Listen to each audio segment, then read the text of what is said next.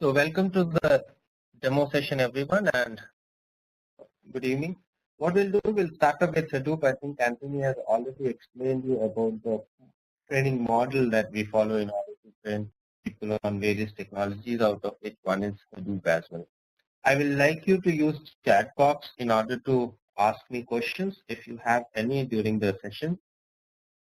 So to start with, what we will do is we'll understand what actually is why actually Hadoop came up and what is need of Hadoop and how to work with Hadoop actually, right? When it comes to who all can contribute to Hadoop, that also will be part of the agenda. You can ask me questions from your domain specific areas. For example, if you're from, some people might have been from Java or various other backgrounds. So Hadoop is not only meant for one kind of professional. There are various roles actually which people can play when it comes to Hadoop. Now, to start with, what is prerequisite to learn Hadoop? Prerequisite is understanding of data plus Linux. But if you ask me, is Linux mandatory? Will Hadoop run on only Linux? No, Hadoop will not run only on Linux. You can have Hadoop installed on a Windows machine also, Solaris also, AIX also, right? But if you see in production environment, most of the companies actually they are using Hadoop on various flavors of Linux, right? If you don't know Linux, then how we are going to train you?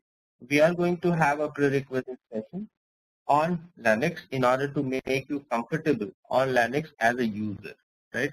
Whatever is needed for Hadoop professionals to know about Linux or to operate on Linux, that will be part of the coverage that we will do a first session as a prerequisite session where we will ensure that people are meeting prerequisite, right?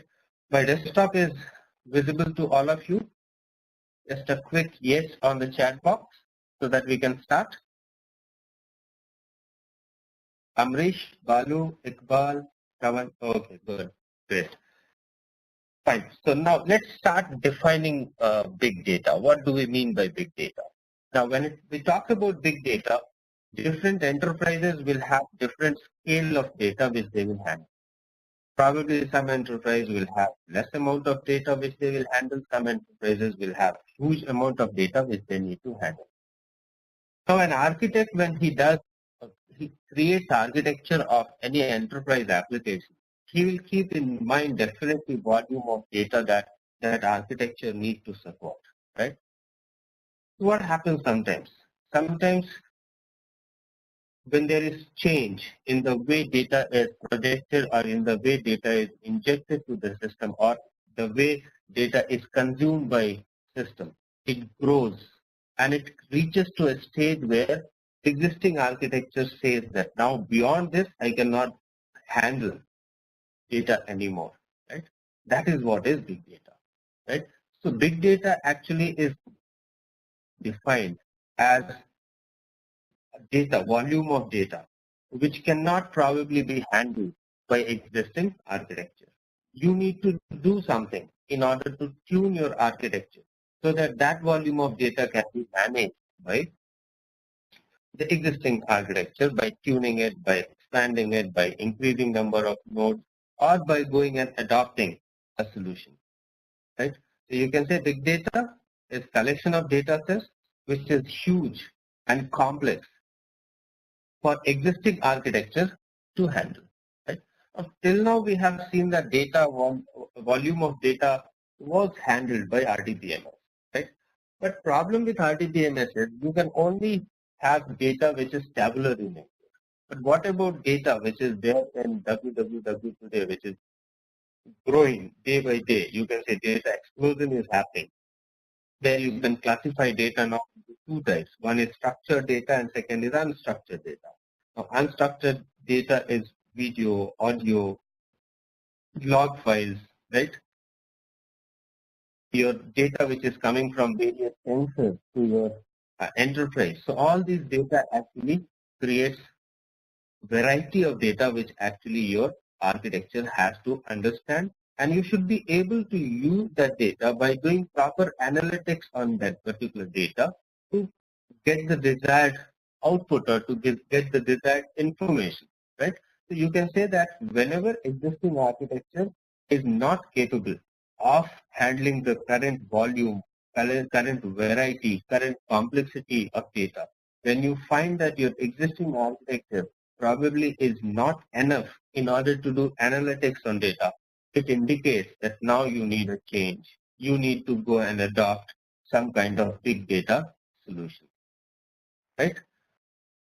Am I clear? Shravan, Balu, Iqbal? Okay, fine. Right. So now we are clear with what is big data.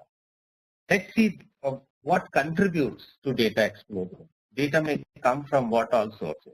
If you see now, one enterprise cannot exist on its own. It has to get integrated with various other enterprises in order to exist in market.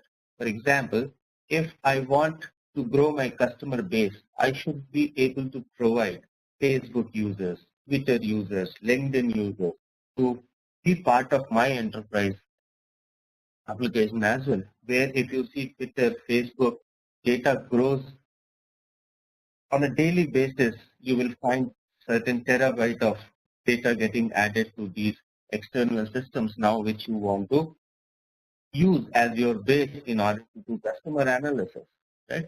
So you see various sources are there using which actually data is growing day by day. Now, whoever is behind, whoever is not able to access, whoever is not able to exploit that data, probably they will have loss in terms of business, right? So if you see, you have so many different diversified sources of data, which can be now part of your enterprise as well, right? So if you see message queue, you see legacy mainframe is collecting data, then you have ERPs, you have databases, you have customer service, you have financial standards, right?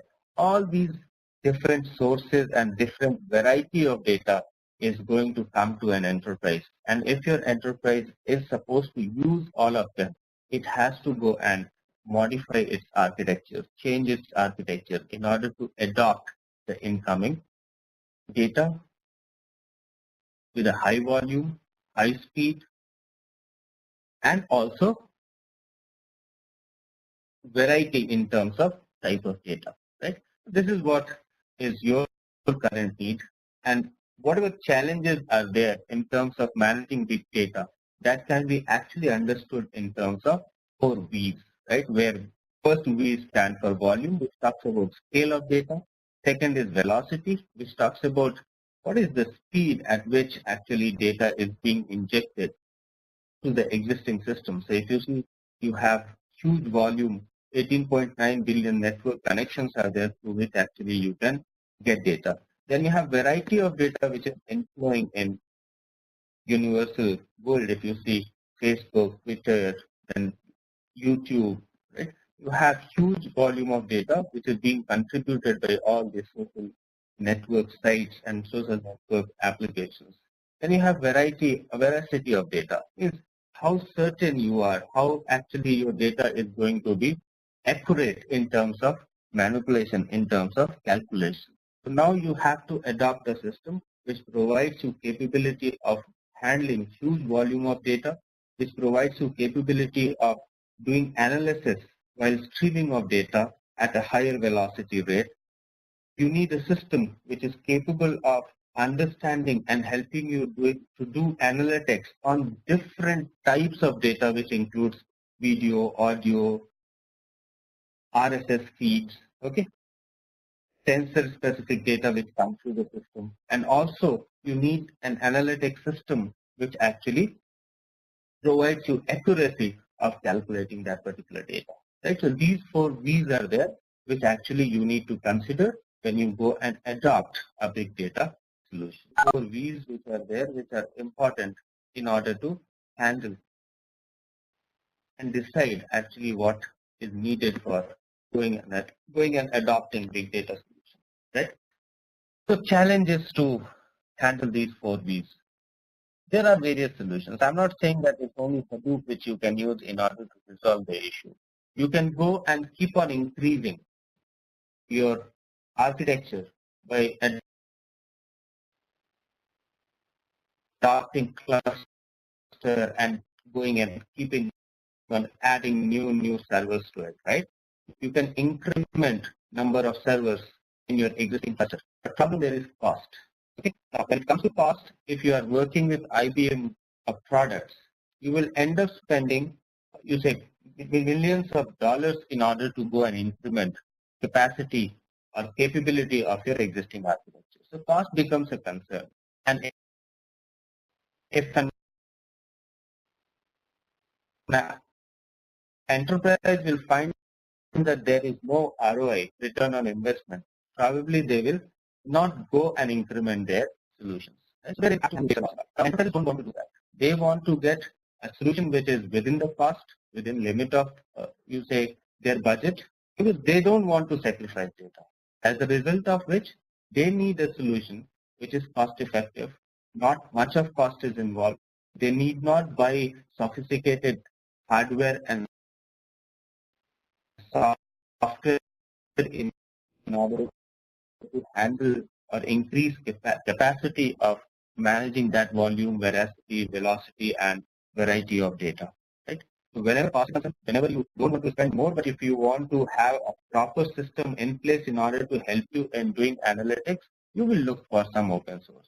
Right? And that open source is one of those. One of those open sources is your Hadoop as well. Are you able to hear me now?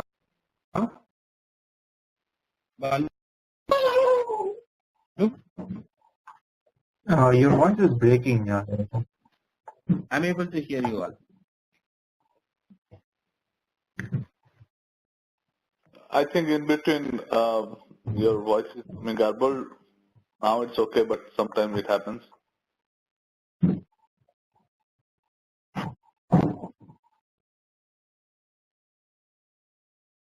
Okay, is that fine now?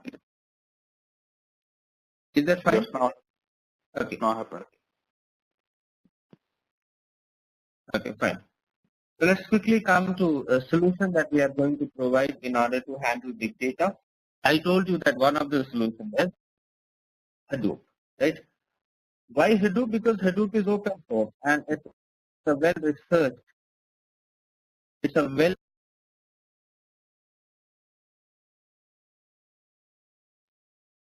researched We can't hear big you. data solution. But is only Hadoop enough for us? That's what is again a question that we need to ask. This is the reason that big data technologies. You all can mute. Is that fine now? Okay. You have to, so few people have to be unmute, like, so that there is no much echo. Right. So now I was talking about what all solutions are there in order to handle big data. You can categorize it into two different parts. One is operational big data and second one is analytical big data. Right? So I need to say that is Hadoop enough in order to provide solution in order to cater all the requirements which we need in order to manage volume, variety, veracity of data? Answer is no. Hadoop is not sufficient. You need some extra technologies as well in order to go and handle all the problems which are related to big data. So there are two different types of big data. One is operational big data and second one is analytical big data. And when we say operational big data, it provides you capability of, you say, in terms of database inserting, updating, deleting as well, right? Means that big data which provides you capability not only of doing analytics, but also of helping you in storing, capturing, modifying data while it is being streamed. And that solution is MongoDB, right? So MongoDB you can consider as an operational system which helps you to capture and store data. When it comes to second part, that is what about analytics, right? Hadoop provides you that capability. Hadoop provides you capability of having a reliable system using which you can actually go ahead and do analytics using proven technologies like MapReduce. Okay, so I will go with Hadoop if I have more analytical need, when I have to do lots of analysis on huge volume of data. But if my need is to go and capture, store data in real time, interactive way, probably I'll go with MongoDB. Okay. Now, you can ask me one more question. Then why Hadoop? Can I get Hadoop also added with operational big data capability? Yes, we can. But what you have to do, only Hadoop will not be enough for that. You have to go and add some extra ecosystem products which are part of Hadoop ecosystem like HBase. Okay. So you can go and have your architecture where base is Hadoop for helping you in doing analytics, and you can also add operational capabilities by adding certain open source ecosystem products which are compliant to Hadoop like HBase. Okay, right? So you will have not only Hadoop but also a list of other open source products which complements Hadoop in order to meet your requirement. For example, I want to have data from RDBMS in my Hadoop file system. In order to help you in doing that, you have a product called as Sqoop, S-Q-O-O-P, right? Using Sqoop, you can go connect to database and make the data available in your Hadoop file system, right? Similarly, you want to handle huge volume of log files or huge volume of Twitter data, right? For that, again, you have to go and ensure that data from Twitter is being streamed to your Hadoop file system, for which you will use Flume, F-L-U-M-E, right?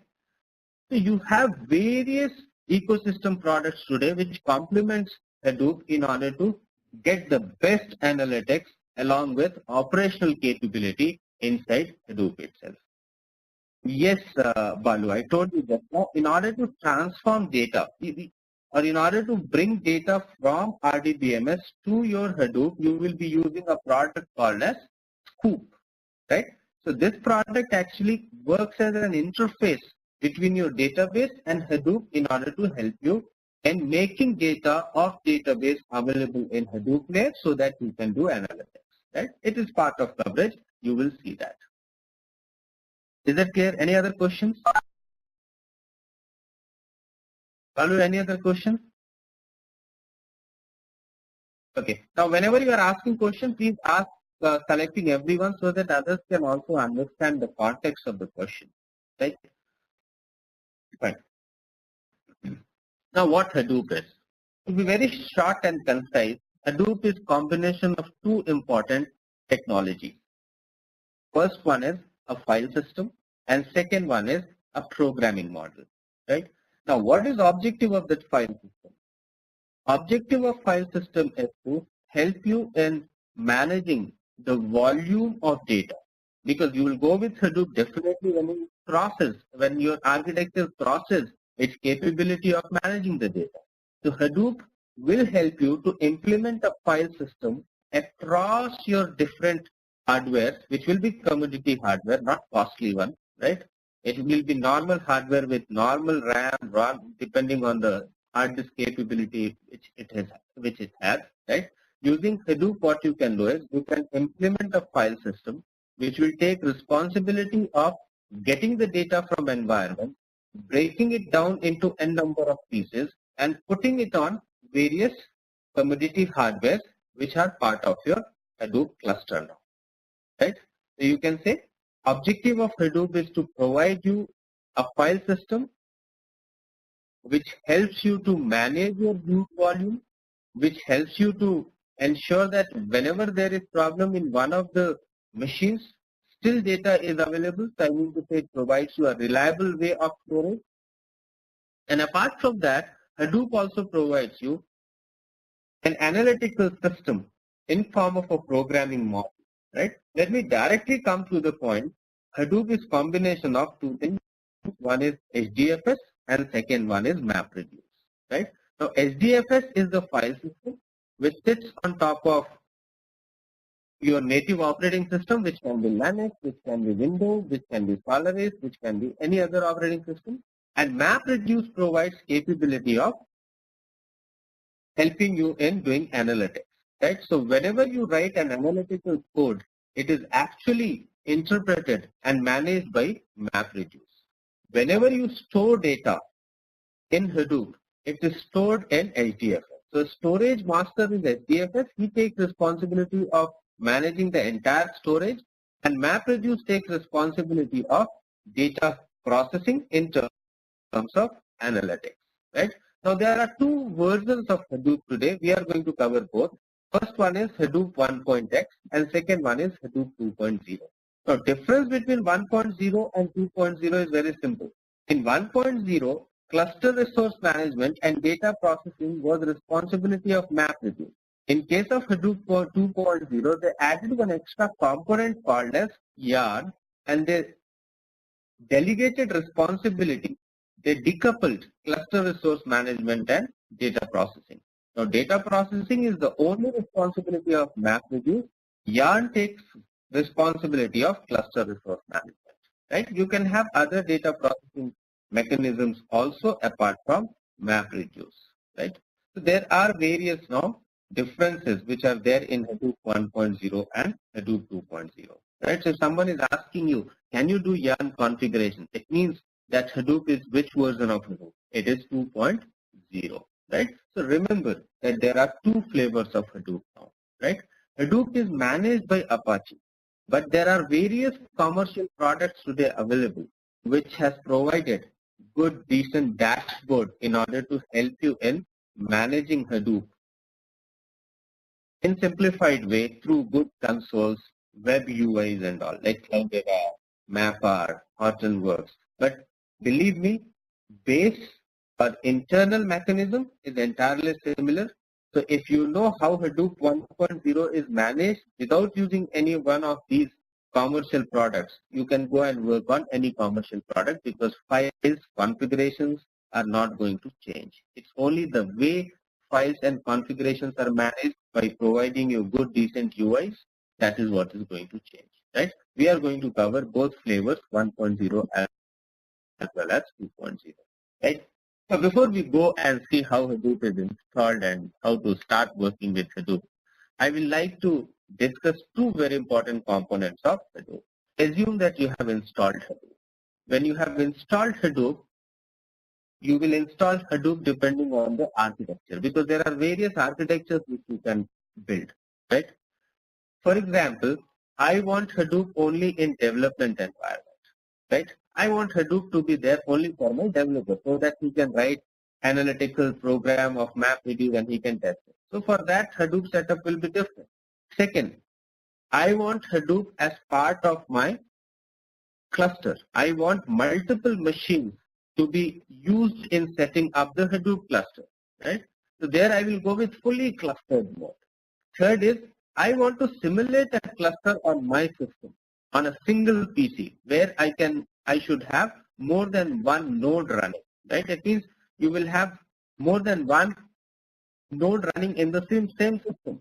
You will call it a pseudo cluster mode. So there are various modes in which actually you can go and do installation and configuration of Hadoop.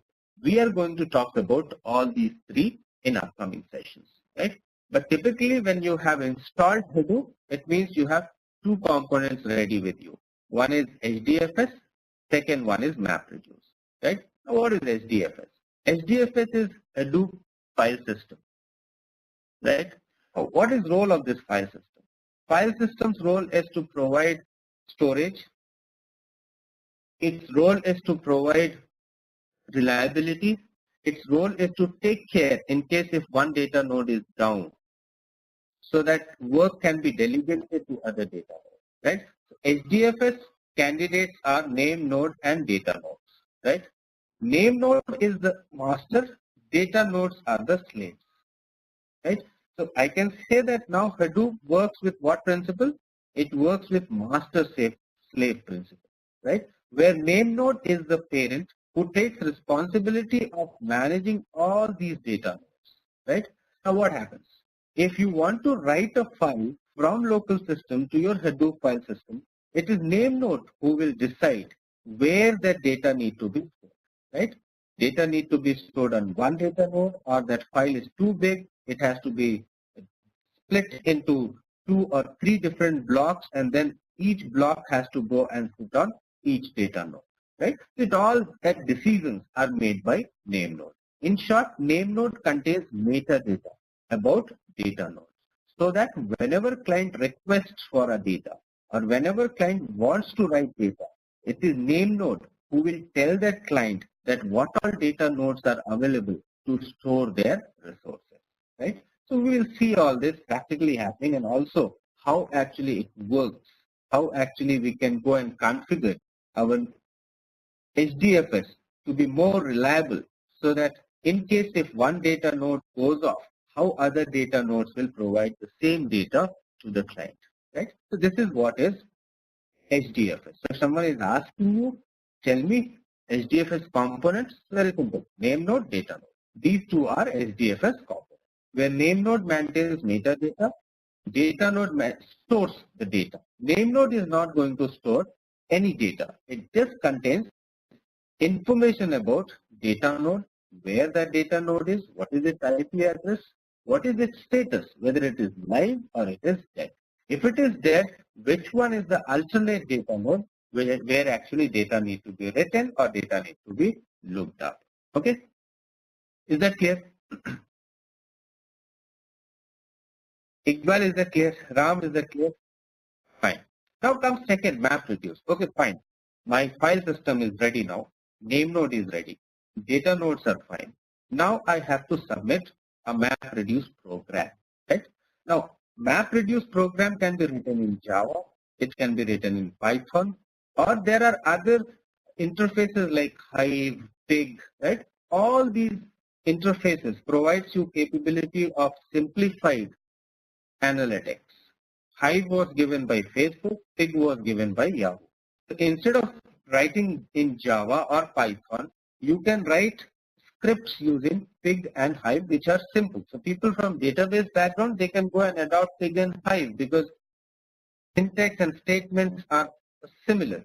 But at end, your Pig script, your Hive, all is going to get translated into MapReduce. Okay? Fine. Now, one MapReduce program will be submitted to MapReduce engine.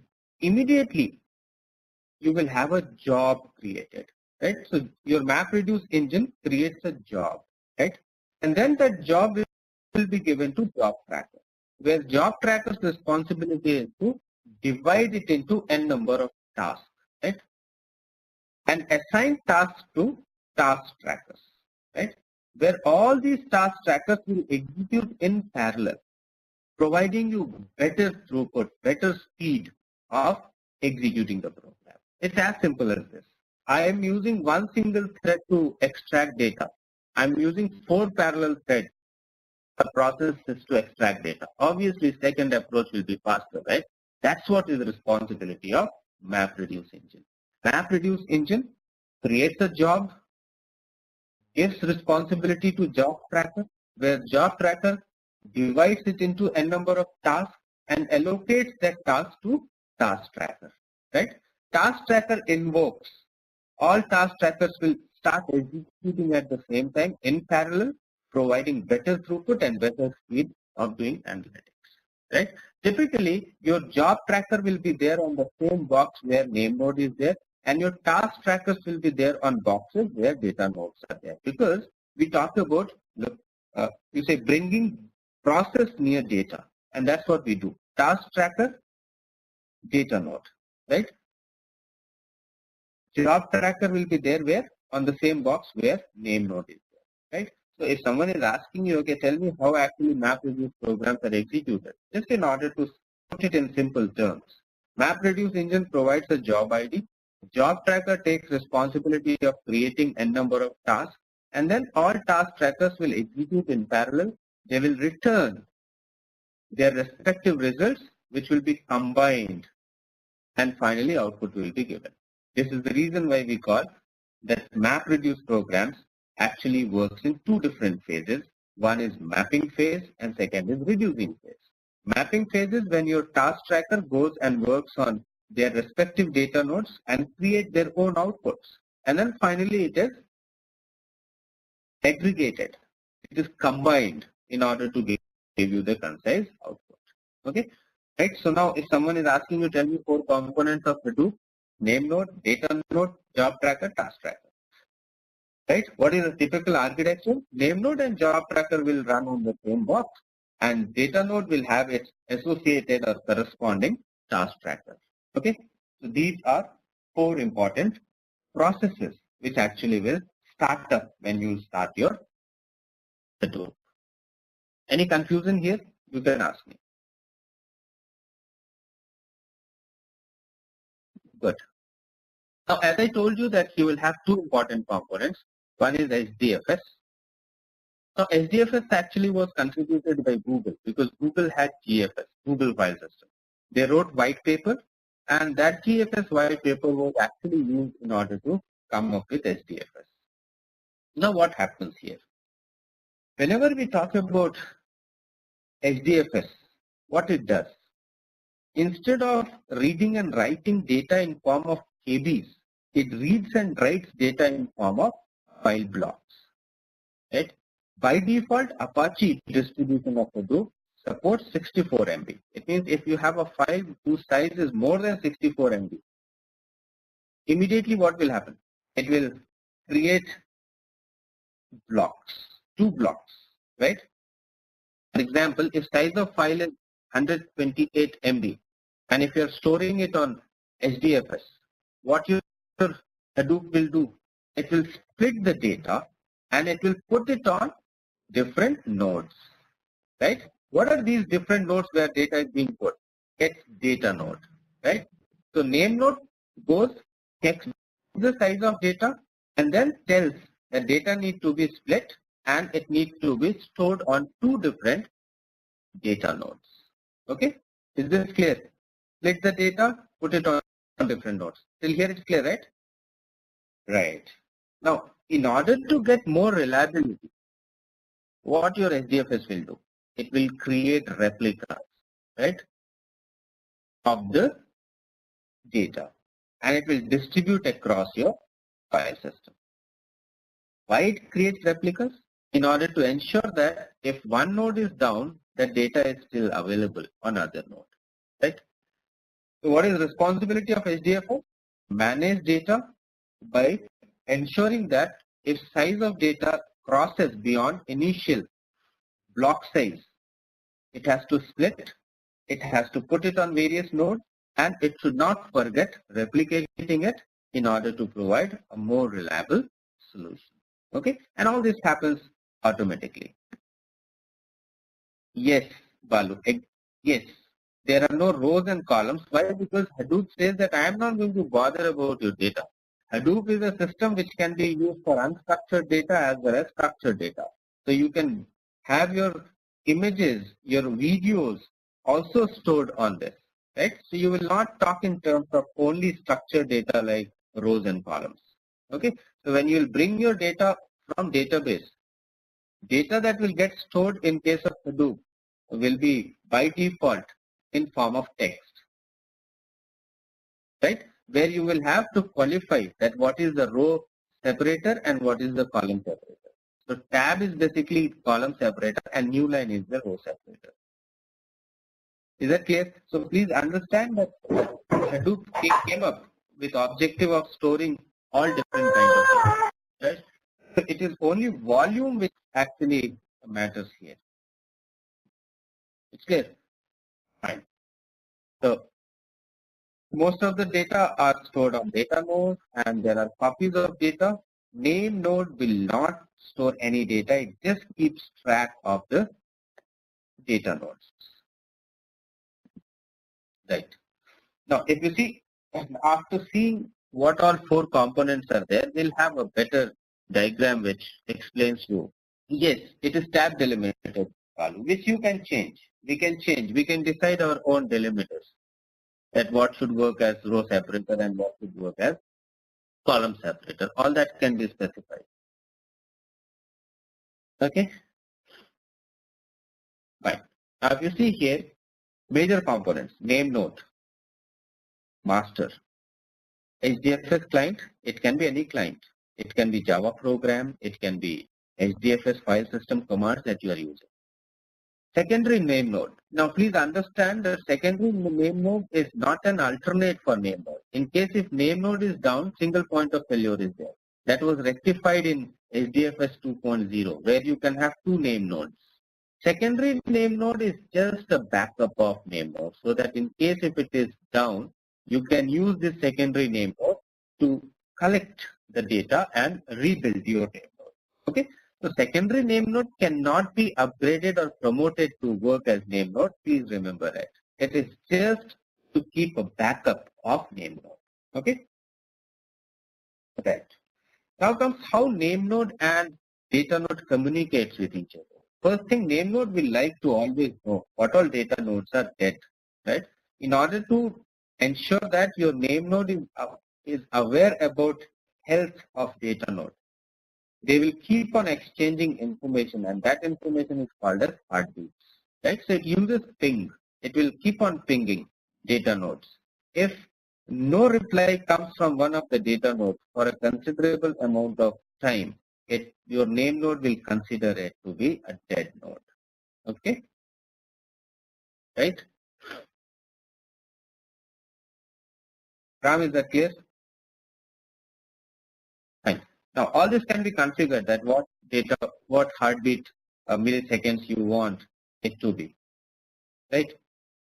Replication is also done by your HDFS, where you can control replication. For example, you just see what happens when you write a file to HDFS. See, when you write a file to HDFS, first thing is it will analyze, is the size more than 64 MB? For example, here I have file.txt which I want to store on HDFS. Now I found that, or my system found that its size is more than 64 MB and it creates 3 blocks. So this file gets split into 3 blocks. Block A, block B, block C, right? Now client will ask name node that, see, I want to write block A, B and C, where I should write.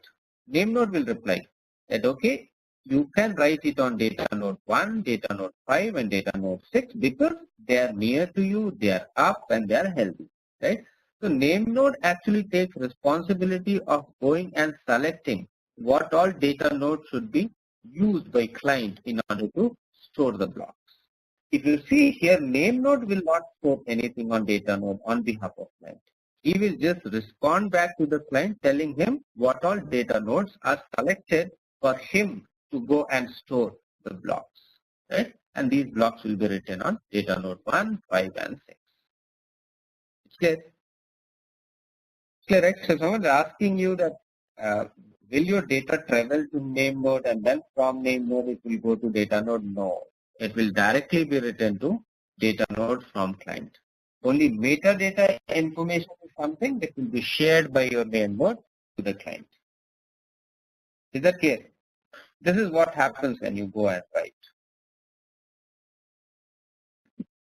Okay. Now let's take a case here. That is to help you in understanding reliability. See, when it comes to failure of one of the data nodes, your name node will come to know about failure if it will not receive any heartbeat from your data node. Right? What happens? Initially, you have to set up your architecture, that how many replicas you will like to have of the data. Here, I have specified R equal to 3, right? Now, this is specified in configuration file, which I will show you, hdfs site.xml, right? So if it fails, replicas are already there, it will get it from here, right? So no data loss will be there. But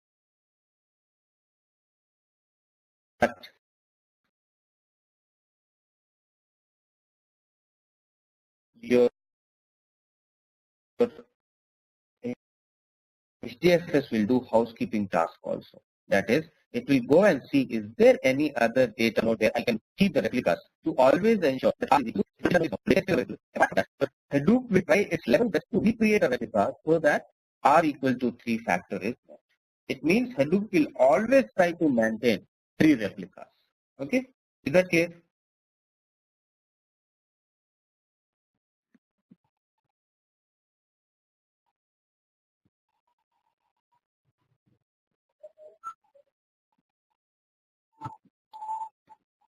Okay, is that clear now? So this was about, you say, failure. What happens if one of the data nodes fails? Shravan, is that clear? Balu understood? Yes, Niranjan, yes. Yeah. But it just went so fast, actually. Okay, so I'll repeat it again if you want. Yes. Could you please, because your voice was breaking when you were telling that. I'll do that. Okay. Now, if you see what happens if client puts data on SDFS, it comes here, replicas are created because I have asked my Hadoop to maintain 3 replicas, R equal to 3, right? Now, what if one of the node is down? Advantage that you get of maintaining replica is data is still available on other nodes. Like one here is down, this node is down where you have one, but still one is there here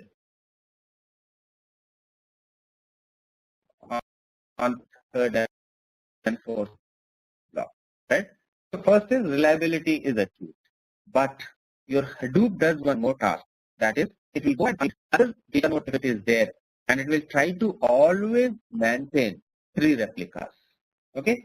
Because if you see now, once this data node goes down, you have only 2 replicas, right? 1, 1. But what is R? R equal to 3. So Hadoop will do some housekeeping task in order to always ensure that number of replicas are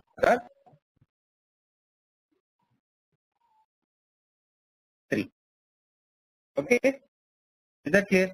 So in this way, we can say that, okay, Hadoop is a reliable system because all this housekeeping task is being done internally by Hadoop. Client who is making call and payment actually are only interacting with each other in order to share metadata. Rest is being managed by your cluster service. Okay.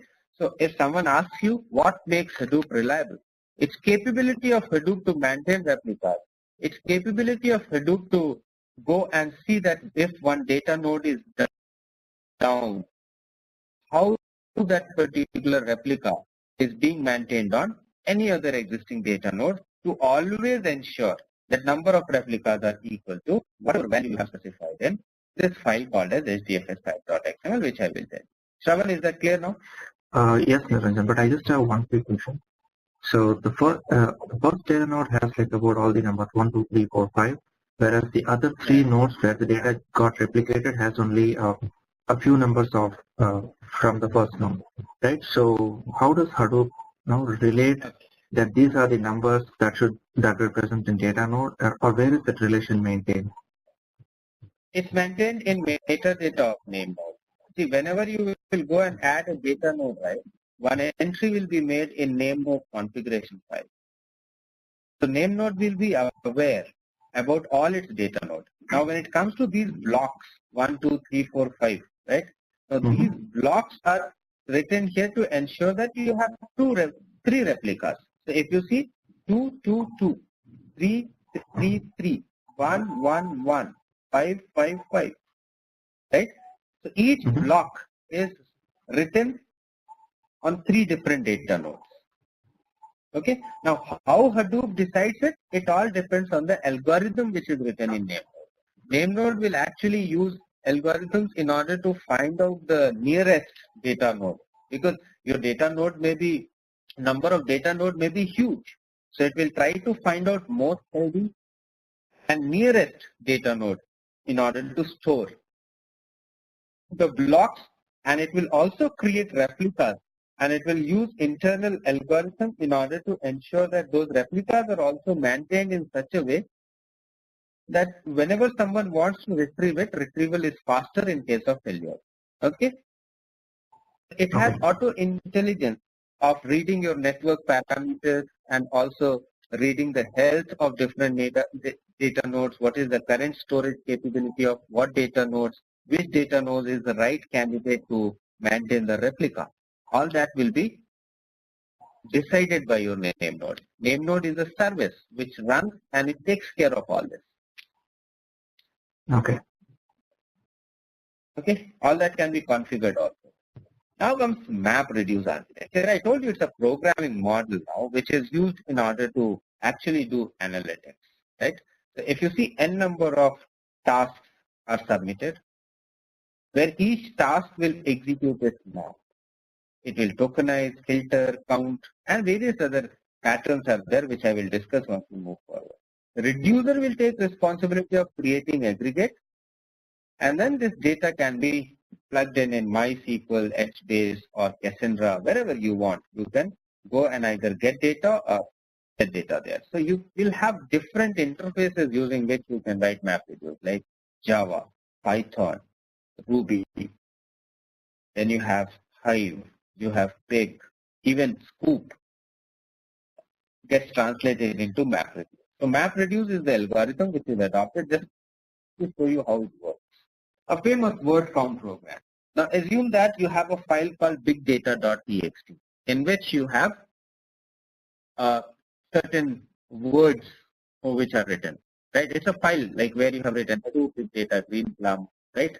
Now what is your objective? Your objective is to count total occurrence of big data, total occurrence of Hadoop, total occurrence of green plum, right?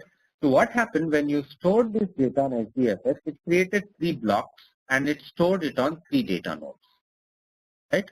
So there are 3 data nodes on which now the same file is split and it is stored. Now when you execute your MapReduce program invokes mapper first, where it goes to each data node and counts number of occurrence in that particular data node. So for example, big data 7, green plum, Hadoop 4. This is what is the count of occurrence on that block which is stored on first machine. On second data node, occurrence of big data is 9, green plum is 8, Hadoop is 6. On third, again, you have certain occurrences, right? So your job tracker will divide task, and the task is to go and count number of occurrence of words in each block. That is done now.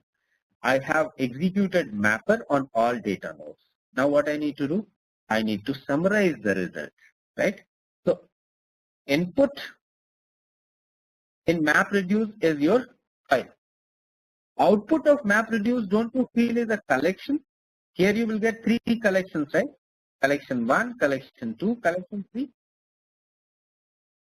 So I can say that output of mapper is a list of maps. This is a map because name, value, key, value, key value. So this map contains 3 keys with 3 values. This map contains 3 keys with 3 values, right? So at end of the day or at end of mapper phase, you will have 3 different maps created, and they will be created and added to a list, which will be submitted to whom? Reducer. The reducer will take responsibility of doing the actual count, right? Big data 19, green plum 17, and Hadoop 19. This is what will be the output, which will be stored in another file, or if you want to display it on the console, you can do that as well, right? So this is how actually your MapReduce program works. It works in 2 phases. In map phase, task is completed in each and every data node, and in reduce phase, output of all mappers or all maps are combined together, summarized, and then output is given to the clients. Okay, is that clear? At least this is clear that MapReduce works in 2 phases. One is mapper, second is reducer, where output of mapper is input for reducer. Output of mapper is a list of maps, where reducer takes responsibility of doing some aggregate activity. So here we are counting. We can also find out average. We can find out various other analytics that we can do on data, but you have to remember these 2 are the phases. Okay, is that clear? And who will execute this MapReduce? It is MapReduce engine, right? Your HDFS will just store data. You will not execute the logic. Interpretation of logic, execution of logic will be done by MapReduce engine. Okay, like you have compilers for each language, and you have runtime executor who takes responsibility of executing the code. Same is the case here. MapReduce engine takes responsibility of executing the MapReduce program. Is that clear? Briefly, like I just wanted to tell you in short what is map and what is reduce. Someone, is that clear? Okay, fine. Now comes, is Hadoop enough? No. Hadoop on its own is not enough, right? For example, you see here, you have server, operating system. Hadoop is written using Java, so it needs JVM, right, to run on. Then HDFS and MapReduce. This makes your Hadoop layer. Now you need your Hadoop to be complemented by various ecosystem products like Pig, Hive. Pig from Yahoo, Hive from Facebook, to simplify your MapReduce programming. Because one of the limitations of writing MapReduce program using Java is you need to be good in Java. And all logic you have to interpret in terms of map and reduce, which is difficult for people from database background. They talk in terms of select, star, from, where, group by, having, right? So Facebook came forward and they provided an interface for that. Okay, fine. You don't worry about MapReduce. You just go and write queries that you want. Then you have Scoop, interface between database and your Hadoop. You want to import data from database, make it available on Hadoop, you can do that using Scoop. And Avro is there for serialization. You have orchestration framework like Essbase, which adds capability of NoSQL database to your Hadoop. Tukwa for monitoring, Flume, Zookeeper for coordination. Then you have BI applications like query, analytics, reporting, statistics, and one interface that helps you to connect to your data access framework, which finally understands Hadoop infrastructure. Right? Apart from that, you will have various monitoring, backup and recovery tool like Nagios. We can use Nagios. We can go with various others. We will also use Nagios and something which has been added to your Hadoop ecosystem monitoring. I can take up any monitoring tool of your choice. Deployments, security, how to make your Hadoop secure so that only authorized users are able to execute MapReduce programs, right? Only authorized users are able to access files which are there in your HDFS. So how to apply that security? We will discuss about that also. Management, setting up a good monitoring tool like Gangalia in order to always keep on monitoring what's going on in your Hadoop layer, which data node is up, which data node is down, when it was down, or reason of down, or why it was down, and then go and take the corrective measures, right? So this all actually makes up your complete Hadoop installation. You will not find only HDFS and MapReduce in any of the companies. Definitely you will have combination of all this. Is that clear? But please remember, all this will not be distributed with Hadoop. They are different distributions. You have to download, you have to configure, and then you have to start working. Okay? Ram, is that clear? Okay, fine. So we'll be talking about all these products, whatever is specified here. In management, we will be going and we'll be taking up Gangalia. Deployment and security. Security will be using Cerberus security, how to implement it using LDAP. And backup and recovery, we will tell you how you can take backup of your data nodes. Right? Now, what skills we need? We need both actually, because we do provide job support to people. So their questions or the task which they get in their company is not only related to administration always, or it is not only related to development always, right? For example, if I ask you, I want you to write a MapReduce program and I want you to ensure that only user from group A should be able to call it. Now, this particular task includes both, right? You need to know how to develop the task. You need to know how to ensure that security tokens are created and they are verified whenever a MapReduce program is executed, right? So people have misconception that even if I know how to write MapReduce program, it's fine. No, it's not always fine, because you need to know the environment where your MapReduce program is going to get executed, right? Is that clear? So you need to have both skills actually, and objective of this course is to provide you right balance of administration as well as development. Okay. Now for administration, it is Linux. For development also it is Linux, because even if you don't know Java, we can go and use Hive and Pig in order to do analytics. Commercial products, popular ones, Cloudera, Pivotal from EMC, Hortonworks, Mapr, Big Insight, you have huge number of commercial products. Right? Now, our objective here is to ensure that you can go and you can actually start working on any one of these products. So what normally we do is we assign tasks to each one of you. That okay, fine, Balu will do Pivotal, Iqbal will work on Cloudera. Right? Working on Cloudera means you will install all this, because on one PC you cannot install virtual machines for all this, right? Because all of them will occupy huge space and RAM. You cannot start all of them together. This is the reason why we distribute it to various people. We do installation, complete setup, and I demonstrate how to work in this. And believe me, 85% of things you will be able to do on your own because you know Apache Hadoop base. Okay, this is how actually you will start with Hadoop. Is that clear? Amresh, I think you joined a bit late. Then you're fine. Certification, we will guide you, but you have to understand that selection of certification will be done by you. Okay? Yes, Balu, these all are the tools. Right, for example, some people may need Hortonworks. So you need to tell us that you are oriented towards what certificate.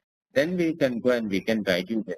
Some supplementary questions and some questions which we got when we went for certification. Similarly, like, so we have collection of some 150, 200 questions which are frequently asked when it comes to certifications.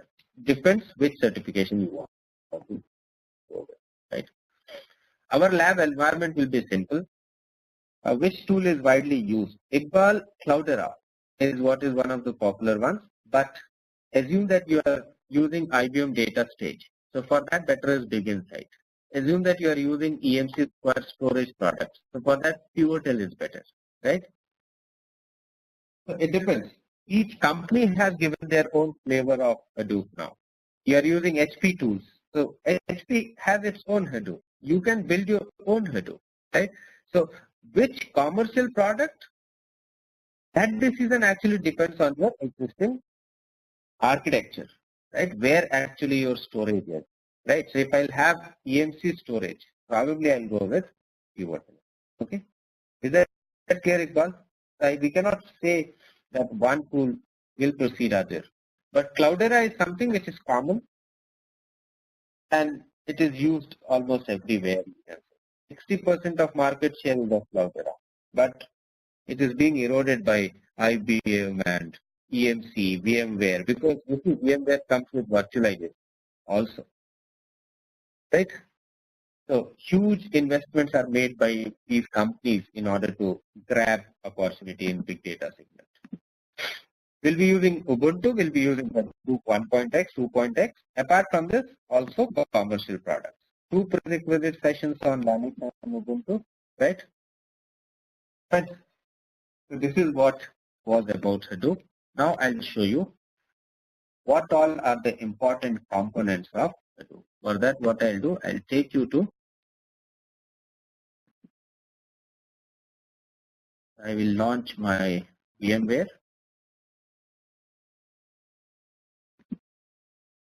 If you see all this installation and all, I will be helping you to do on your system as well.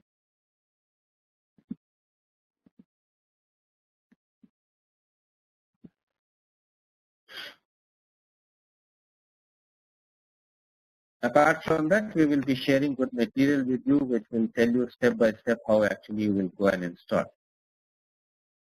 For example, we can use VirtualBox or we can use VMware.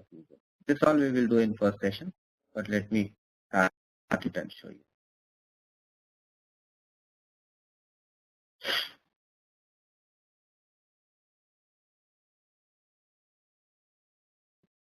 So first step is to launch virtual machine. I hope that all of you have systems with 8 MB and all, right? I mean to say 8 GB. Okay. Yeah, if you have that, that's fine. Otherwise, 4 GB is also fine, but later you will face problems. See, I have 3 boxes. One is Red Hat, second is Ubuntu, third is Hadoop appliance, which I have created on my own. So I'm going to start this one for startup. Don't upgrade. So basically, can we have like multiple virtual machines on one system, then start using this? Yeah, we will have. Yes, we'll have that, but we'll be using LXC for that. See, what happens when we go with these virtual machines, right? These virtual machines will occupy resources. Each virtual machine will eat up some memory on your system. So we go with LXC, where LXC provides you capability of creating multiple boxes on the same system, and it will ensure that proper usage of memory is there. Okay, like only that virtual box will be allocated memory which is currently in use. Okay, all that setup is there. I will show you once we start up. For when we go with fully clustered mode, right? Then we will do that LXC part also.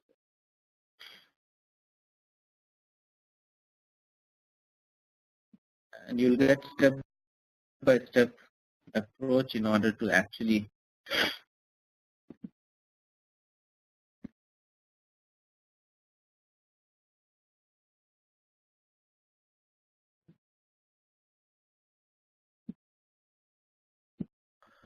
So the Linux training, is it something like separate or part of this course? No, it's part of this course only. Whatever is prerequisite, right, to work, people need to know about Linux in order to do Hadoop. That we will cover in this course only. Okay. And you need to know how to work as a user. Right. Yeah. I got disconnected in between. You're talking about some certification. What is the certification? That's what I told you, that certification, which certification you have to decide, because different vendors have different certification. Like Cloudera, it has its own certification track. Hortonworks, it has its own. Big Insight, it has its own, right? So we do support you in certification, but for that, which certification you should go through, you have to decide. If you want us to decide, then it is different case, but people work on different Hadoop, actually commercial products. So they'll will like to get certified in their own flavors, right? Right. Yeah. Okay. So this is the reason why what we do is we leave it on people like to decide. We support on all you say products. Cloudera or Hortonworks, we select on all. See, this is terminal which comes along with Ubuntu, right? It's like command prompt, right? Now, I'll just show you the steps that you use in order to install Hadoop. It's very simple. Step 1, prepare your machine so that you can have Hadoop installed on it. In order to prepare your machine, you need to understand what all prerequisite is there in order to go and install Hadoop. Hadoop runs on JVM. So first prerequisite is your Java must be installed, right?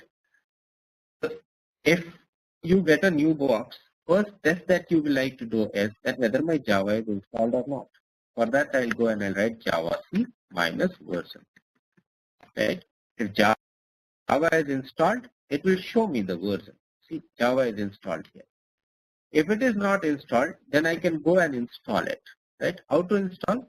Depending on the Linux flavor, we'll go and we'll install it, right? So you can use sudo apt-get. So people, if they are not aware, right, then we actually provide this install, and you can specify here which Java version you want to install, right? So all this is part of installation.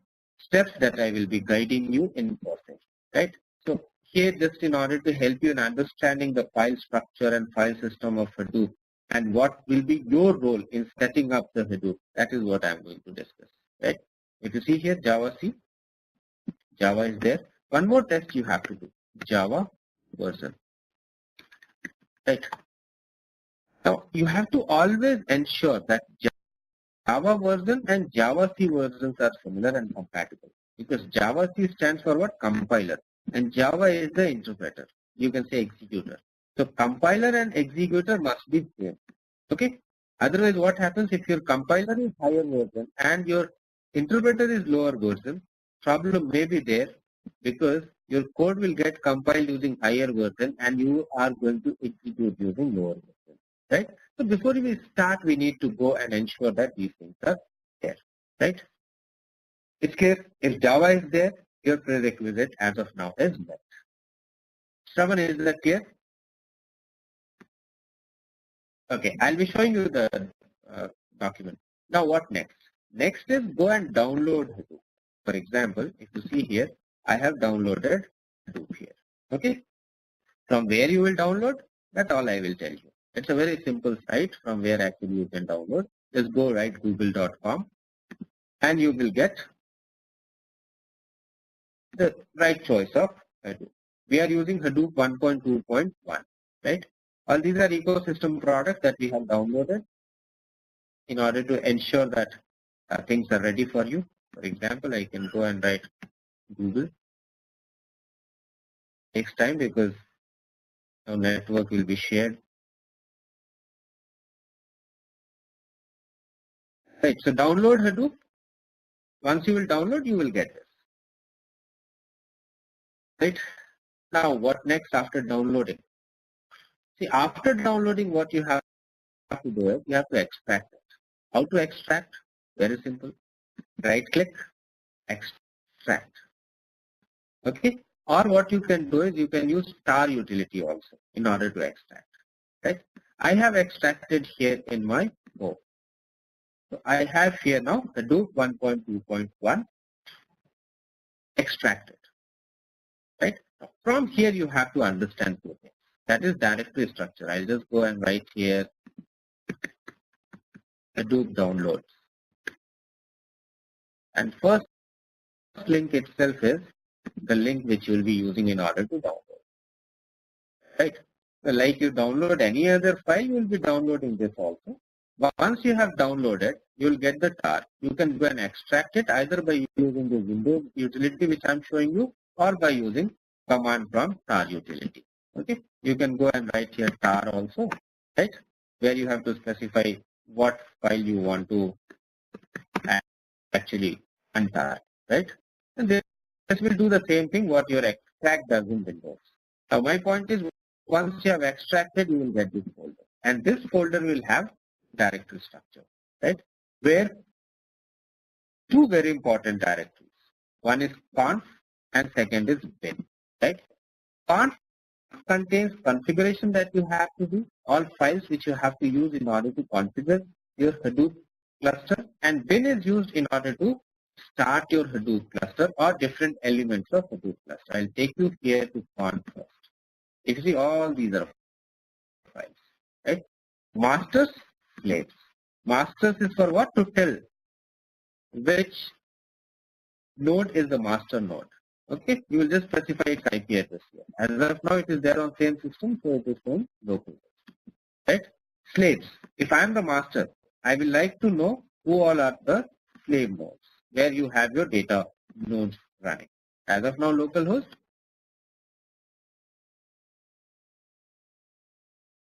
But we have to just go and add IP address of those nodes which are supposed to run data nodes. Okay, don't worry, we'll be making entries when we move forward. Right? How your Hadoop will know that he has to use which Java, and how to allocate your Hadoop appropriate amount of heap, right? Because one system can have multiple Java installed. You have to tell your Hadoop that he has to use what Java. All that Java related, heap related settings you will do in Hadoop env.sh. If I open it, you'll find it. See, it contains what? Java home. Now please ensure that it is set to the right Java. Okay. So when actually you install Java in Ubuntu, it automatically goes to a folder called as JVM. Right. So ensure that this path is correct. Now what amount of heap you want to use? You can go and increase it. But by default, 1000 MB is already allocated, which is sufficient for initial task. Okay. Rest of the things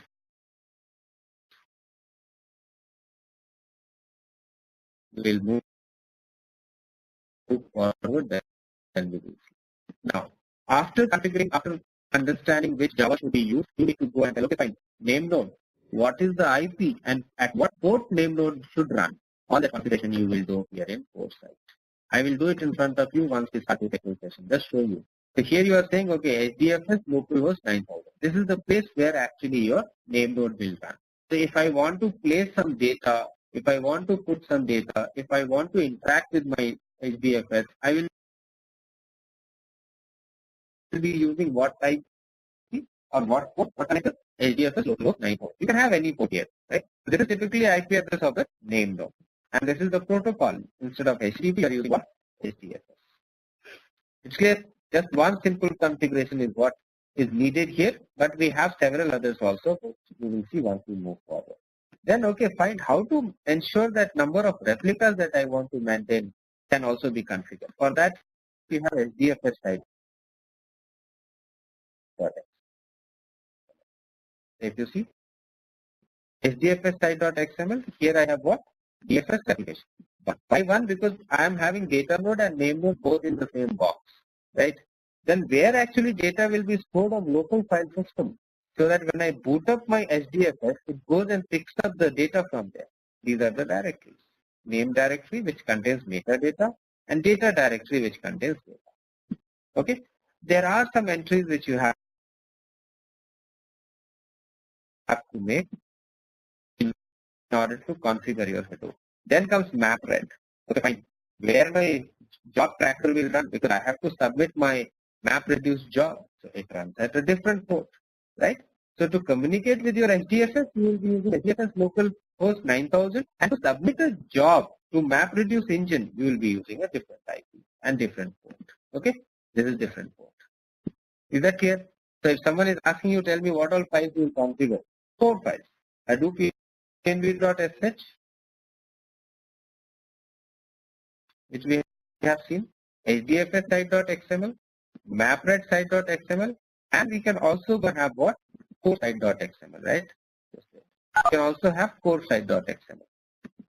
Right? That core site.xml is used for what? For specifying the IP and port of your name node, right? We can go and open it.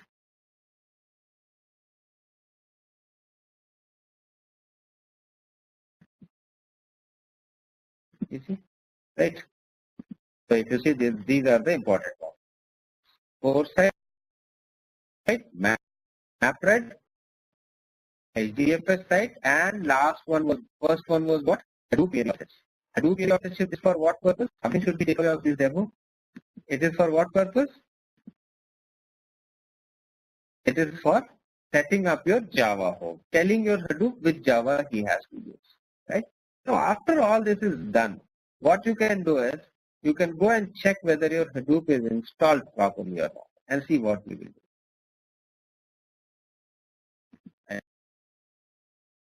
I just go here, and I'll go to my Hadoop folder. I'll move to bin, right? I'll do ls, and if you see, I'm just going and using a command Hadoop version. Like you saw Java version, you can go and check version of Hadoop also. It tells you Hadoop version is 1.2.1. The minute you get it, it means your Hadoop installation is successful. You have to go and start now. I'll just go and start. So it will start all the services, like it started name node, it started data node, it started job tracker, it started task tracker. To confirm, just go and see JPS. Once you see JPS, it will show you what all processes are running. You see, job tracker is running, data node is running, name node is running, task tracker is running, right? All these services will have started running now, right? In order to confirm, what you can do, you can go to your browser, right? And you can just go and select this. It tells you about the health, right? If you see it tells live node is 1, it means Hadoop comes with an inbuilt web application that helps you to do what? That helps you to test whether installation is proper or not, who is using what resources, right? You can browse the existing file system which is created by us, right? This is how you will set up and start Hadoop. If you want to stop, very simple. Just go and try stop.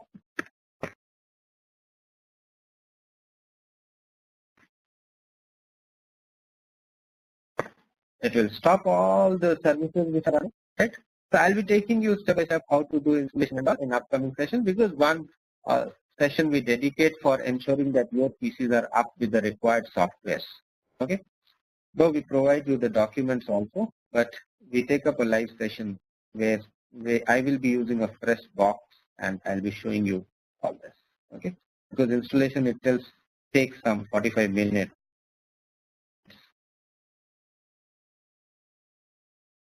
Editing files and testing files. Now you can confirm do JPS, none of them are running. This is how you start and stop the processes.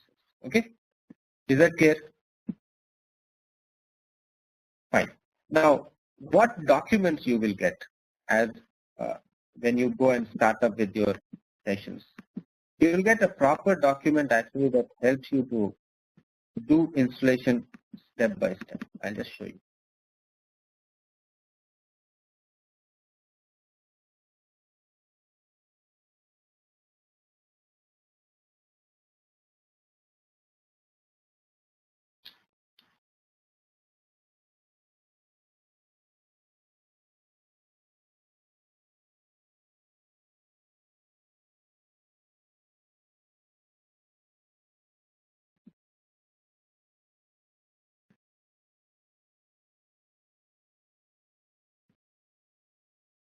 I'll just show you. Just give me 1 minute. I will go to that folder and I'll show you.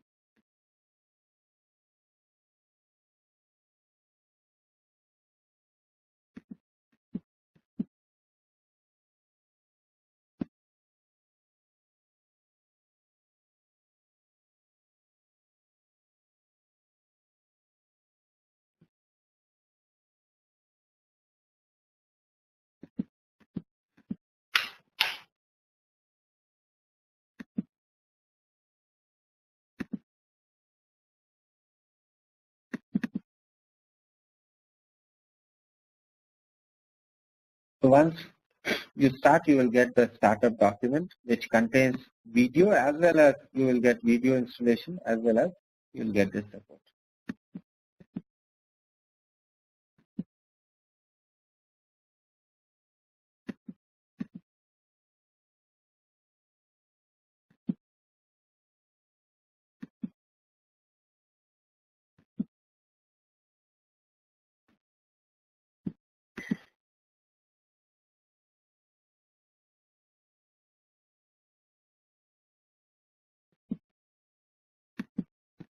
If you see, this is what, are you able to see the desktop? Yeah. If you see, these are the sessions that you will be going through. This is for some corporates which we have done. These are the number of days. We do it in number of.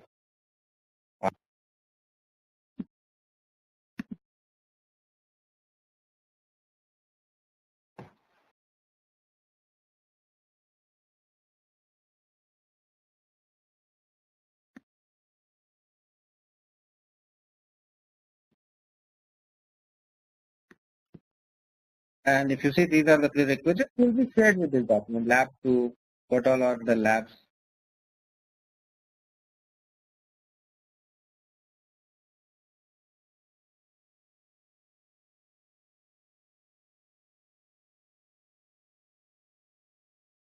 This is what is third part. And I'll take you directly to the lab guide where we'll. So there's Swaran, Sarvan, Ram. Now you see, this is how it is. It starts. This is what is lab 1, where we will show you everything step by step. How to launch terminal. You can correlate. Then Java C. If Java is not there, how to install it. SSH, so that there is no problem between handshake if data node is external. All step by step. You generate the key. You'll have this. Then you go here, download the Hadoop. No, this you will get for each lab. Right. So all step by step you have.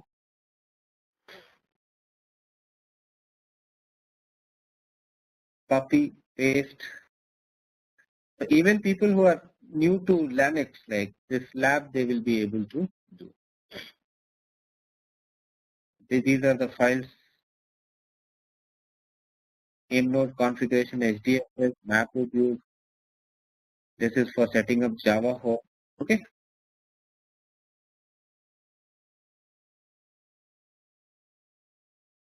And then you have here heap size, and you can go and set Java home. Right. What path settings you have to do. So it's step by step you will have the details. Right. For example, you see what you have to edit here and what you have to edit in HDFS site, what you have to edit in MapReduce. So once you have this document, it will be easy for you to actually do the practice. Are you able to have a look over it? Is that fine? So this kind of lab guides will be uploaded on the blog, which you can use along with the video, which helps you to do LXC installation as well. Okay. Iqbal, is that fine?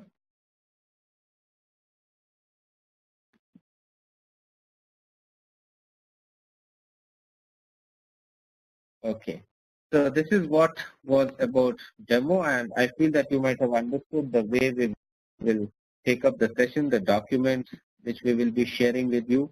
And when it comes to agenda, objective is to make you administrator as well as developer, so that both issues you can take. When it comes to role of administrator, it is more of installation, adding additional nodes, monitoring, troubleshooting, using the right set of tools in order to carry out with the maintenance. When it comes to developers, developers need to be aware about interfaces that are used in order to write analytics, like Hive, Pig, Scoop, Flume, right? How to integrate all this and come up with your own Hadoop. Apart from all this, once we are done with our Hadoop, we will have session on Cloudera, how to work with Cloudera, how to work with Pivotal, how to work with MapR, right? Which will provide you your capability of adding these commercial products also on your profile. Okay. And believe me, once you know core Hadoop, once you work in XML files, it will be easy for you to go and work with consoles. Okay. Web consoles.